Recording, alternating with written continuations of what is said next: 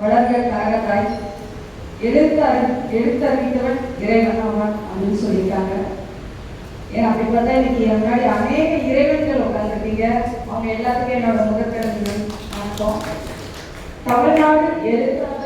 தமிழ்நாடு முற்போக்கு எழுத்தாளர் கலைஞர்கள் சங்கம் இந்த நிகழ்ச்சி எங்களை வரவேற்று அன்போட உபசரித்து இந்த மாதிரி விருதெல்லாம் எங்களுக்கு ஃபர்ஸ்ட் டைம் ஸ்டேஜ்லேயும் விருது ஃபர்ஸ்ட் டைம் நிறைய வாங்கியிருக்கோம். அதெல்லாம் கணக்கு கூட இருக்கலாம். ஆனால் ஒரு படித்தவங்க ரொம்ப அண்டர்ஸ்டாண்டிங் பண்ணிக்கிட்டு நம்மளுக்கு அந்த விருதை கொடுக்குறாங்கிறது பெரிய விஷயம். இன்னைக்கு ஆட்டக்காரர்களுக்கு மருத்துவம் எங்கேயுமே கிடையாது. ஊருக்காக ஆடும் கலைஞன் தன்னை மறப்பான், தன் கண்ணீரில் இன்பம் கொடுப்பான்னு சொல்லியிருக்காங்க. எங்களை யாருமே மறைச்சது கிடையாது. இந்த விஷயத்தில் நான் சொல்லிக்கிறேன்.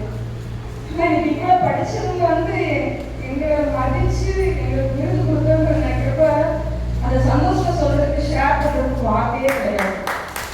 ஏன்னா எங்களுக்கும் அவ்வளோ ஒவ்வொரு ஹோம் ப்ரெஷர் இருக்கும், ஒர்க் ப்ரெஷர் இருக்கும், பீரியட்ஸ் பெயின் இருக்கும், நிறைய பெயின். ஒவ்வொரு வேலைக்கு போகும்போது கிரவுண்டுக்குள்ளேயும் நிறைய வழியை கொடுப்பாங்க. யாரோ ஒருத்தவங்க அந்த கிரவுண்ட் உட்காந்து எங்களை பார்த்து கை கட்டி சிரிச்சா எங்களுக்கு அவ்வளோ சந்தோஷமா இருக்கும். அந்த நொடி அந்த நிமிஷம் அவங்களுக்காக வாழணும்னு நாங்கள் நினைப்போம். ஏன்னா எங்களுக்கு ஜனங்க எங்களை பார்க்குற ஆடியன்ஸ்கிட்ட வர ஒரு கை தட்டல் பல கோல்டு மெடலுக்கு சமம். ஆனால் இந்த இடத்துல எங்களுக்குள்ளேயும் வழி இருக்கு.